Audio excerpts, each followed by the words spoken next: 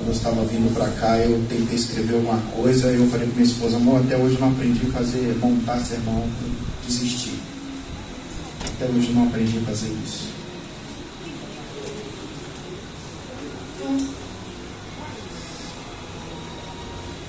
Jeremias capítulo 1, quantos acharam? Diga glória a Deus.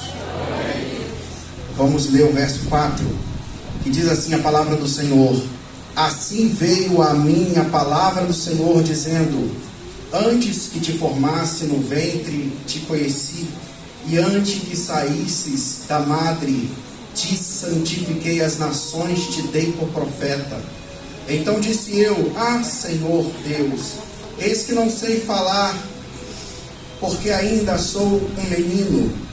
Mas o Senhor me disse: não digas, eu sou um menino, porque a todos a quem eu te enviar irás, e tudo quanto eu te mandar falarás. Não temas diante deles, porque estou contigo para te livrar, diz o Senhor. E estendeu o Senhor a sua mão, e tocou-me na boca, e disse-me o Senhor: eis que ponho as minhas palavras na tua boca. Olha, ponho-te nesse dia sobre as nações e sobre os reinos, para arrancares e para derribares, e para destruíres, e para arruinares, e também para edificares, e para plantares. Só até aqui, para acrescentar em nome de Jesus. Graças a Deus, eu estava ali me recordando de algumas coisas. No início da minha caminhada como jovem, eu não tive o privilégio de dar a minha adolescência a Deus. Eu não conhecia, minha mãe me criou num lar católico. Mas aceitei a Cristo, vim para Cristo aos 17 anos. E aos 17 anos, Deus me deu a oportunidade de dar o meu melhor para Deus. Eu fui muito intenso, até diante de 17 anos diante, eu fui muito intenso na obra de Deus. Me recordo que eu fiquei logo empolgado com as coisas de Deus, queria logo evangelizar.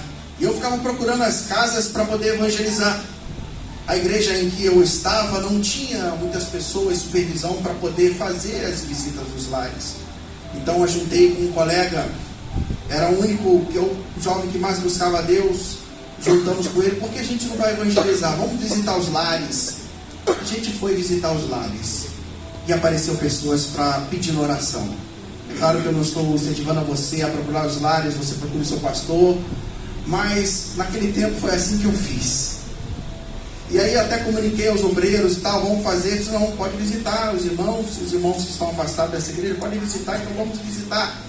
Apareceu logo uma família para nós irmos visitar, e a gente visitou, a gente orou, e teve uma certa vez que a gente foi orar para uma família, e aquele irmão, tinha um irmão naquela casa, aquele irmão falou assim: ora para Jesus me curar, eu creio que através do amor de vocês pode me curar, eu não estou enxergando, não consigo tratamento. E a gente orou, botou a mão na vista dele e ele voltou a enxergar. A gente ficou empolgado, vamos fazer. A gente começou a visitar pessoas, e a gente começou a visitar pessoas que estavam em estado terminal. E naquele momento a gente fazia a oração do pecador, do arrependimento, e aquela pessoa logo depois, no dia seguinte, partiu. E a gente começou a ficar empolgado: vamos fazer a obra de Deus. Eu comecei a ficar muito empolgado, e o tempo foi passando, e eu fui cada vez mais intenso na obra de Deus. Eu busquei a Deus com intensidade. Logo então os jovens começaram a me chamar para pregar. Comecei a pregar em várias igrejas, eu ainda jovem, e graças a Deus eu consegui viver bons momentos na minha juventude, pregando a palavra de Deus, me santificando, me guardando. Não fiquei por aí nas esquinas namorando. Graças a Deus, a minha primeira namorada eu casei. Amém. E graças a Deus, Deus me deu boas experiências. Eu estou muito alegre, irmãos, porque foi um período muito bom. A gente, quando lê a história de Jeremias, é bem interessante que Jeremias começa o seu chamado ainda jovem. Ele disse que era jovem, aproximadamente uns 24 anos de idade. Deus o chamou. Deus tinha uma obra na vida dele. E o que me intriga é o porquê que Deus chamou Jeremias, já que Jeremias era um filho de sacerdote. Ele tinha linhagem, ele tinha uma educação cristã, se fosse nos dias de hoje. Ele era crente, ele era um jovem dedicado a Deus. Um jovem sacerdote, ele estuda a palavra de Deus todos os dias. Todos os dias eles têm que estudar uma porção da palavra que se chama Parashá. É a porção da palavra. É separado no texto uma porção de texto, e a semana toda, todos os dias às 6 da manhã, ele teria que estudar aquela palavra de Deus. Para que quando chegasse no Bar Mitzvah, que é o filho do mandamento, que era o batismo, ele ser experimentado pelo sacerdote, ele não poderia errar uma palavra. Não poderia errar uma vírgula da lei. Ele tinha que aprender a palavra de Deus. E ele morava numa cidadezinha chamada Natote. Também era uma cidade sacerdotal. Ali eram parentes, eram todos tios, primos, irmãos. O mais desconhecido de Jeremias era alguém da família. Todos ali eram conhecidos, todos crentes, todos se dedicavam à palavra de Deus. E por que Deus chama Jeremias? Deus está convocando os jovens. Deus está chamando os jovens. Amém. E Ele precisa que você atente para o chamado de Deus agora. Às vezes você para, Senhor, eu quero as bênçãos de Deus. Deus prometeu casamento. Deus prometeu coisas boas. Deus está preparando as varoas para os varões para as varoas. E de repente você não parou para observar que Deus tem um grande chamado na tua vida. Que Deus tem um propósito na tua vida de buscar a Deus. Eu lembro que uma vez eu estava no culto, adorando a Deus, e uma vez um pregador chamou a atenção: você é crente há quanto tempo? E por que você não leu a Bíblia? Quantas vezes você leu a Bíblia do início ao fim? Aqui machucou meu coração. Eu comecei a pedir perdão a Deus. Deus, eu não tenho lido a tua palavra. Eu ainda novo convertido, eu falei: Senhor, eu vou ler a palavra de Deus.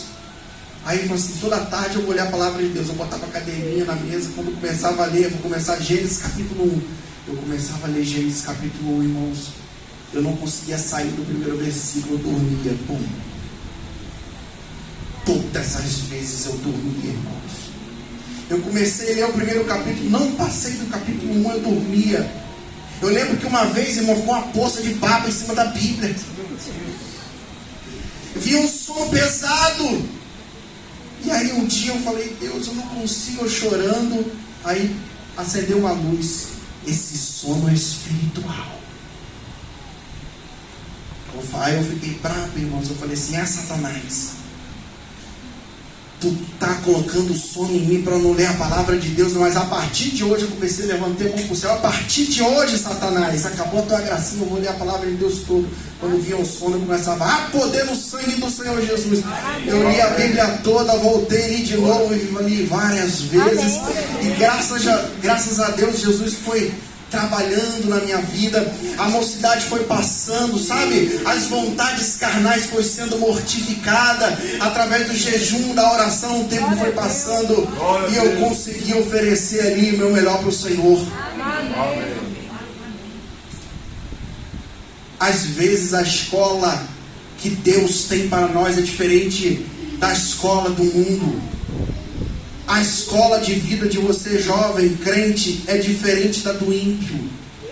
Eu me recordo da vida de Saul. Saul inicia seu ministério, e a Bíblia relata como inicia seu ministério. Deus dá o pai dele dá uma missão para ele: vai buscar as jumentas. Aí Saul vai buscar as jumentas. Aí o pai dele fica preocupado. Pega um trabalhador dele e acompanha meu filho, que possa ser que um animal vai e come ele no caminho e ataque. Cuida dele, pai preocupado. E ali ele começa a caminhada rumo ao início de um ministério.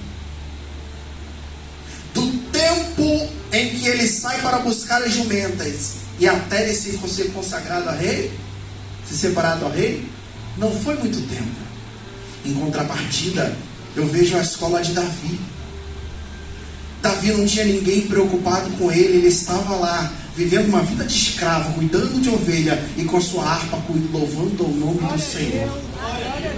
Em contrapartida, a história da vida de Davi foi muito diferente. Porque quando Deus o escolheu, até ele chegar e ser consagrado a rei, pela primeira vez, porque ele foi consagrado 3 vezes, Foram 13 anos. Não tinha ninguém para dizer: Davi, cuidado que uma cobra vai picar no seu pé. O leão vai comer você. Não tinha ninguém para perguntar a ele o que ele estava passando. Talvez você, jovem, não tenha o seu pai na casa do Senhor. Talvez você não tenha uma família, como muitos aqui têm, na casa do Senhor. Não pense que Jesus não se importa contigo.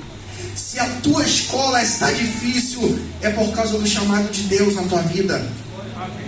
Deus tem um chamado na vida de todos.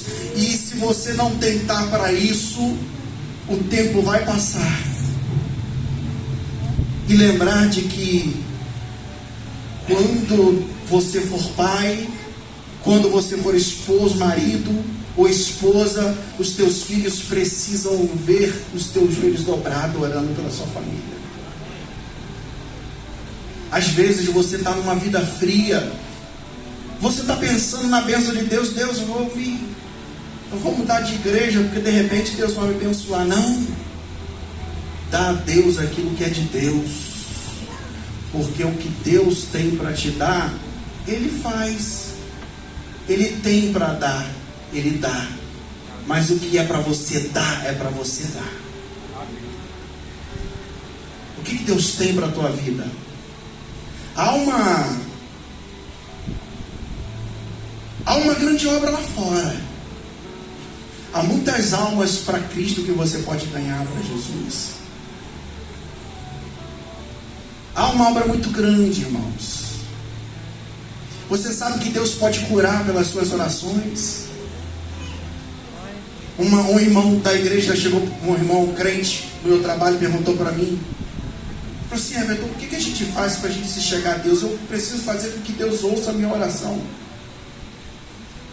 Eu falei para ele: às vezes a gente só quer que Deus ouça a nossa oração.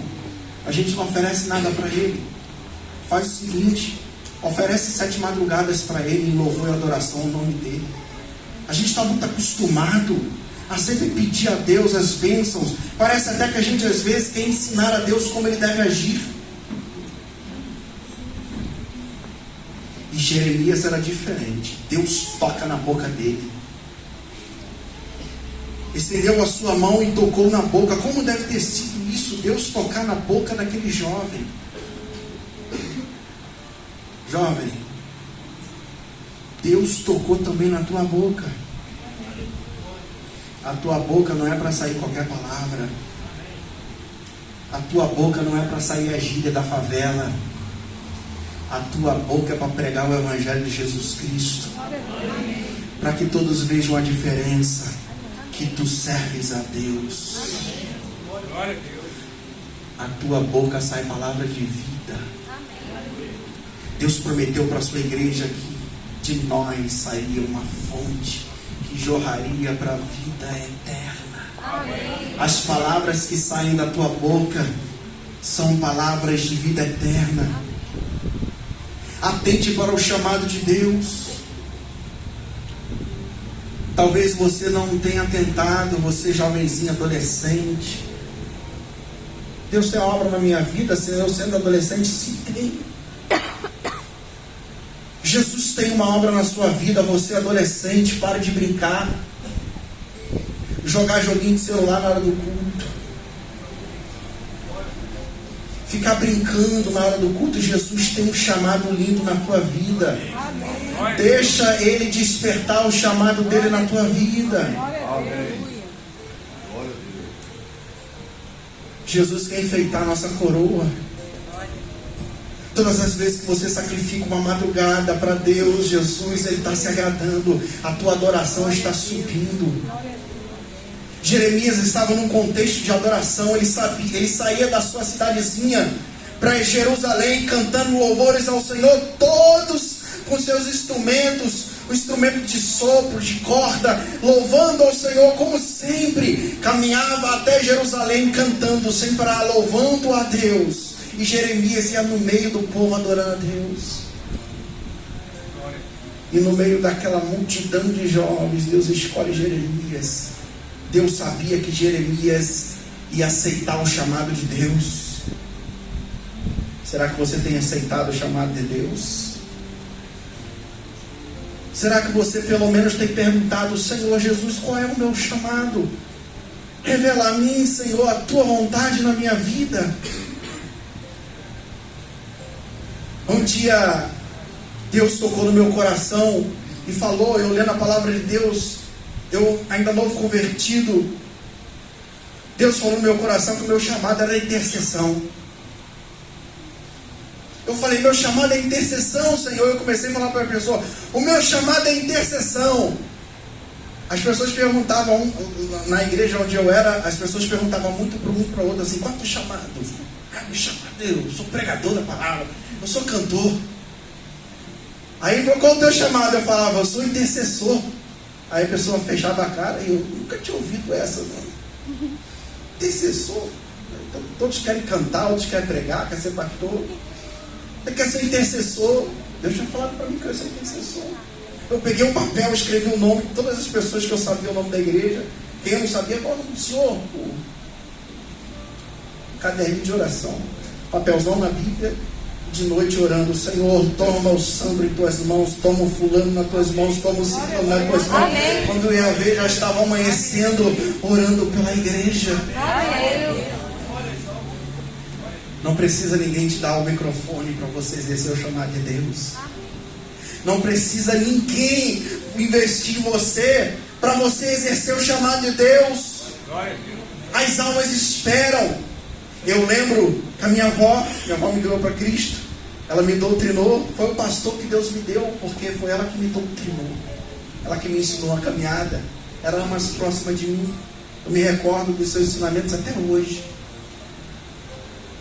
Ela me ensinava como eu deveria fazer, como eu deveria me comportar e como eu deveria me vestir. Me lembro quando ela me doutrinava, dizendo que tudo meu deveria ser correto. As palavras que saíam da minha boca deveriam ser palavras crentes, palavras eruditas. Que eu deveria jejuar pela minha vida, jejuar pela minha família, porque era responsabilidade minha ganhar a minha família para Cristo. E quantas vezes eu chegava na igreja e encontrava meu pai embriagado, e quantas vezes eu apanhava sem motivo, levava uma surra, não era de cinto, era de pau mesmo, porque meu pai estava embriagado. O inimigo entrava nele e ele me afligia, mas nada me impedia de buscar a Deus. Quando meu pai dizia: você está proibido de ir para a igreja, eu fechava, trancava a porta do meu quarto e eu começava a louvar o hino da harpa. Eu não sabia as harmonias, eu cantava só numa harmonia só, todos os hinos, mas eu cantava a Deus, parava ali a Bíblia, orava, empretava a mesa apostólica e ia dormir.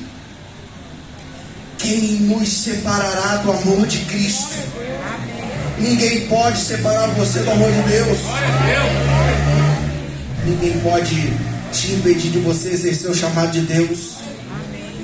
Às vezes nós pedimos muitas bênçãos para Deus, como foi dito a nossa irmã aqui, Juliane falou isso, mas o que você tem oferecido para Deus? Você precisa sentir a mão do olheiro na tua vida, te moldando, te amassando, moldando o teu caráter, porque há investimento de Deus em você. Esse investimento de Deus não pode ser em vão, irmãos. Precisamos nos importar primeiro com as questões de Deus, porque as tuas questões Jesus resolve. No seu tempo as bênçãos de Deus virá. Amém. Glória a Deus. Buscai o reino dos céus e a sua justiça. Tudo a seu tempo será acrescentado, jovem de Deus. Comece a adotar na sua rotina de vida Cristo. Traz Cristo para a tua rotina de vida. Faz o propósito de ler toda a Bíblia. Junta com outros jovens. Orem, busque a Deus, tenha o seu melhor. Não deixa para exercer o chamado de Deus quando você ficar velho. Ah, Senhor, vou me dedicar ao chamado de Deus depois que eu casar. Quando você casar, você vai dizer: eu vou me dedicar ao chamado de Deus depois que eu tiver meus filhos. Você vai ter os seus filhos, o tempo vai passar e você vai dizer: deixa eu me dedicar para Deus. Depois que os meus filhos estiverem casados, e o tempo passa. Quantas pedrinhas tem na sua coroa? Jesus quer enfeitar de pedras as coroas de todos aqui, a minha e a sua. Há trabalho pronto, há muita obra, poucos são os ceifeiros. Jesus tocou na minha boca, Jesus tocou na sua boca. A sua boca é para pregar o Evangelho de Cristo. A sua boca sai palavras de vida. Você pode determinar. Uma vez, a luta era muito grande. Se eu for contar, não tem como. Eu já vou encerrar, irmãos. Serei breve. O tempo é curto. O nome Jeremias significa Irmaiahu, o hebraico, que significa exaltar ou estabelecer. Mas é interessante que no hebraico, ao mesmo tempo que essa palavra irmia, ela quer dizer exaltar, ela também quer dizer derrubar. Porque o mesmo Deus que lhe exalta, ele derruba também. E o chamado que Deus tinha na vida de Jeremias era de exaltar, mas também para derrubar reinos. Quem era Jeremias? Filho de um pai famoso, Luquias, sacerdote, conhecido na nação, fez parte do avivamento lá de Josias, era conhecido. Jeremias não era conhecido, era filho de alguém conhecido, e viveu indiferença. E sabe por quê? Porque o ministério dele foi perseguido. Sabe por quem? Pelos seus irmãos, pelos tios, pelos primos. Às vezes você quer abandonar a obra de Deus, quer abandonar a igreja porque sofreu indiferença, porque sofreu alguma indiferença, porque alguém fez cara feia para você. Não. Jesus não nos tem como meninos, Jesus nos tem como homens de Deus. Amém. Jesus falou isso fortemente no meu coração. Eu era um menino ainda, mas Jesus dá responsabilidade de homens para mim e para você. Atente para o chamado de Deus. E assim eu encerro aqui, que o tempo é curto. Agradeço a oportunidade em nome do Senhor Jesus. Amém. Glória a Deus. Vamos ficar de pé? Glória a Deus. Senhor, agradecemos, Senhor, pela vida deste